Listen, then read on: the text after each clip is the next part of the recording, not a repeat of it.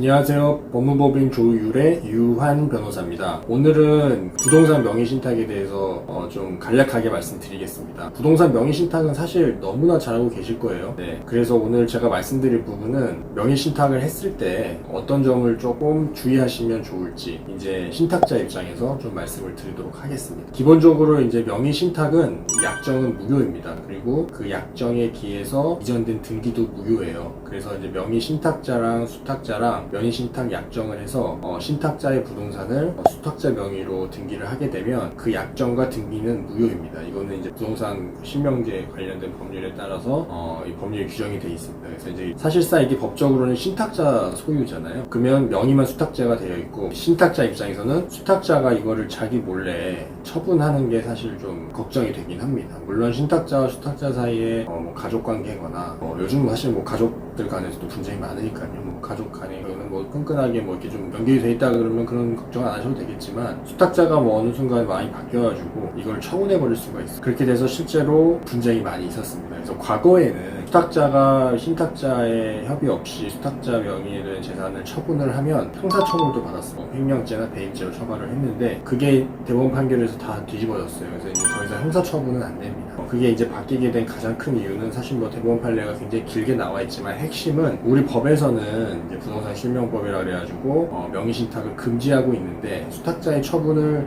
형사적으로 처벌을 한다 그러면 법하고 모순이 된다는 거예요. 그렇기 때문에 더 이상 명의신탁자 입장에서는 수탁자가 인멸 처벌해도 수탁자를 형사처벌할 수 없습니다. 다만 이제 이건 민사적으로는 이제 반환받으실 수 있어요. 그래서 현재까지 대법원 판례는 수탁자가 처분한 부동산에 대해서 생긴 이제 수탁자가 얻은 이득이 있을 거잖아요. 매매 대금.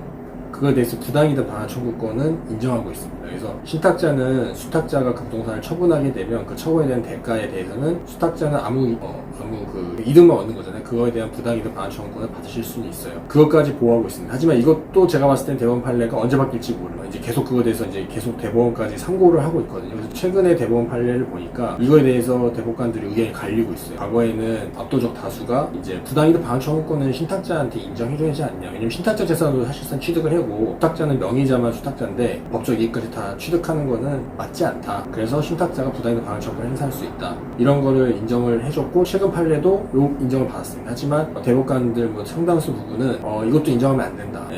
왜냐면 그러니까 형사처분에 관련된 건 마찬가지 법에서는 명의신탁을 금지하고 있기 때문에 이거를 민사적으로 보여줄 필요 없다 뭐 이런 취지거든요. 그래서 가장 좋은 거는 신탁자 입장에서 말씀드리자면 명의신탁을 만약에 하게 되면 안정장치를 좀 걸어놓으시는 게 제일 좋아요. 이게 만약에 수탁자가 인물 처분해서 그 대가에 대해서 부당이득 반환 청구를 한다? 그럼 그 부당이득 반환 청구 받으면 되겠지. 하지만 실질적으로 재판을 가게 되면 수탁자가 그걸 처분해버리고 나 돈 다 써버리면 재판에서는 이기겠죠. 이기지만 그게 회수가 안 되기 때문에 아예 처분을 못하게 하는 게 제일 좋습니다. 그래서 명의신탁 약정을 할 때는 약정하는 것도 좋지만 제가 봤을 때는 뭐 신탁자 수탁자 사이에 가등기, 예를 들어서 뭐 소유권 이전 등기 청구권에 대한 가등기, 매매 예약 원인으로 한 그 가등기를 해놓으시든지 아니면 뭐 금전환권을 설정해 놓든지 아니면 뭐 가압류라도 해놓으셔가지고 수탁자가 임의로 처분할 수 없게끔 신탁자 몰래 그런 안정장치를 좀 해두셨으면 좋겠다라는 게 이제 제 생각이고요. 실적으로 명의신탁 관련해서 분쟁이 많이 생기는 건 이런 안전장치가 없는 경우예요. 안전장치를 해놓으면 수탁자 입장에서는 처분하기 쉽지 않거든요. 이걸 처분하겠다는 생각도 감히 못하죠.